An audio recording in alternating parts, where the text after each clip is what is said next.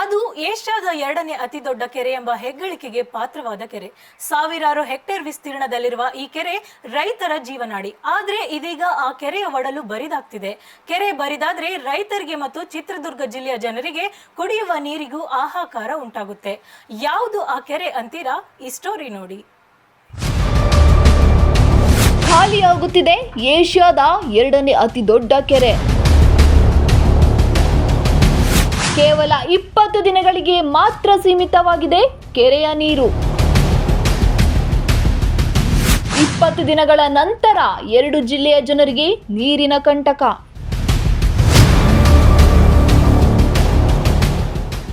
ದಾವಣಗೆರೆ ಜಿಲ್ಲೆಯ ಚನ್ನಗಿರಿ ತಾಲೂಕಿನ ಸೂಳೆಕೆರೆ ಏಷ್ಯಾದ 2ನೇ ಅತಿ ದೊಡ್ಡ ಕೆರೆ ಎಂಬ ಹೆಗ್ಗಳಿಕೆಗೆ ಪಾತ್ರವಾಗಿದೆ. ಚಿತ್ರದುರ್ಗ ಹಾಗೂ ದಾವಣಗೆರೆ ಜಿಲ್ಲೆಯ ಜನರ ಜೀವನಾಡಿಯಾಗಿದ್ದ ಈ ಕೆರೆ ಇದೀಗ ಬರಿದಾಗುವ ಹಂತಕ್ಕೆ ಬಂದು ತಲುಪಿದೆ.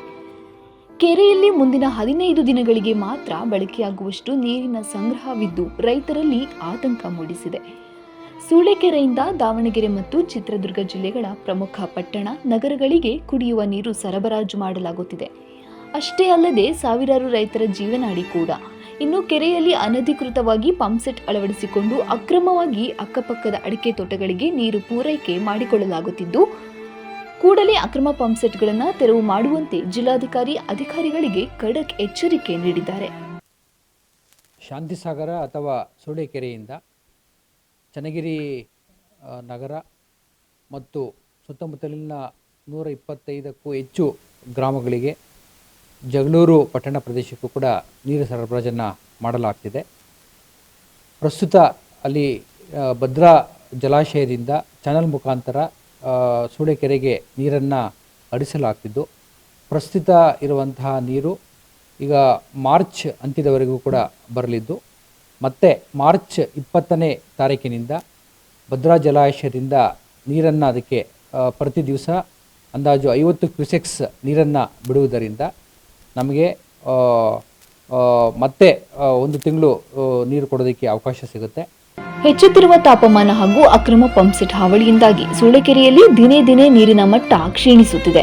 ಇದೇ ಪರಿಸ್ಥಿತಿ ಮುಂದುವರೆದರೆ ಸೂಳೆಕೆರೆಯ ಒಡಲು ಸಂಪೂರ್ಣವಾಗಿ ಬರಿದಾಗುವ ಎಲ್ಲ ಲಕ್ಷಣ ಗೋಚರಿಸುತ್ತಿದೆ. ಸೂಳೆಕೆರೆಯಲ್ಲಿ ಇನ್ನು 15 ದಿನಗಳಿಗೆ ಮಾತ್ರ ಆಗುವಷ್ಟು ನೀರಿದ್ದು ಅಕ್ರಮ ಪಂಪ್ಸೆಟ್ಗಳಿಗೆ ಎಡೆಮುರಿ ಕಟ್ಟುವಂತೆ ಡಿಸಿ ಆದೇಶ ಹೊರಡಿಸಿದ್ದಾರೆ. ಆದರೆ ಅಲ್ಲಿ ಕೆಲವರು ಅನಧಿಕೃತವಾದಂತಹ ಪಂಪ್ಸೆಟ್ಟನ್ನು ಹಾಕಿಕೊಂಡು ನೀರನ್ನು ಕುಡಿಯೋದಕ್ಕೆ ಬಿಟ್ಟು ಬೇರೆ ಉದ್ದೇಶಕ್ಕೆ ಉಪಯೋಗಿಸ್ತಾ ಇರೋದ್ರಿಂದ ಸ್ವಲ್ಪ ಕೊರತೆ ಕಾಣುವ ಸಾಧ್ಯತೆ ಇರೋದ್ರಿಂದ ನಮ್ಮೆಲ್ಲ ಅಧಿಕಾರಿಗಳನ್ನು ನಾವು ತಂಡವಾಗಿ ನಿಯೋಜಿಸಿ ಈ ಅಕ್ರಮ ಪಂಪ್ಸೆಟ್ಗಳಿಗೆ ಜಿಲ್ಲಾಡಳಿತ ಕಠಿಣ ಕ್ರಮವನ್ನು ಕೈಗೊಂಡು ಅವುಗಳನ್ನು ಪೂರ್ಣ ಪ್ರಮಾಣದಲ್ಲಿ ನಿಲ್ಲಿಸೋದಕ್ಕೆ ಈಗ ಕಾರ್ಯಸೂಚಿಯನ್ನು ರೆಡಿ ಮಾಡಿಕೊಂಡಿದೆ. ಈಗಾಗಲೇ ಹಲವಾರು ಅಕ್ರಮ ಪಂಪ್ಸೆಟ್ಗಳನ್ನು ಕೂಡ ನಾವು ತೆರವು ಮಾಡಿದ್ದೇವೆ. ಸದಾ ನೀರಿನಿಂದ ಕಂಗೊಳಿಸುತ್ತಿದ್ದ ಸೂಳೆಕೆರೆ ಇದೀಗ ನೀರಿಲ್ಲದೆ ಬರಿದಾಗಿದ್ದು ನೋಡುಗರ ಕಣ್ಣಲ್ಲಿ ನೀರು ಬರುವಂತೆ ಮಾಡಿದೆ. ಇನ್ನಾದರೂ ಅಧಿಕಾರಿಗಳು ಎಚ್ಚೆತ್ತುಕೊಂಡು ಅಕ್ರಮ ಪಂಪ್ಸೆಟ್ಗಳಿಗೆ ಕಡಿವಾಣ ಹಾಕುತ್ತಾರಾ ಎಂಬುದನ್ನು ಕಾದು ನೋಡಬೇಕಿದೆ.